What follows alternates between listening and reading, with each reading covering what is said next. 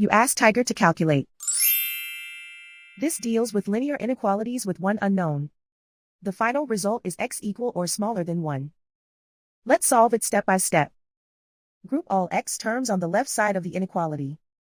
Subtract 2x from both sides.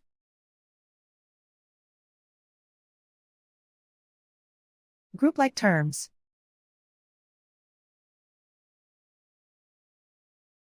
Simplify the arithmetic.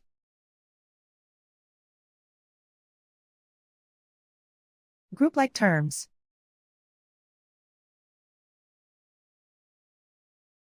Simplify the arithmetic.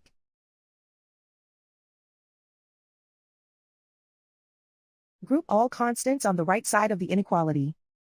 Add 2 to both sides.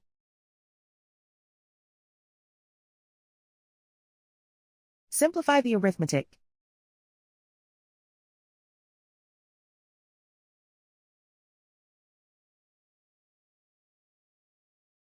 Plot the solution on a coordinate grid.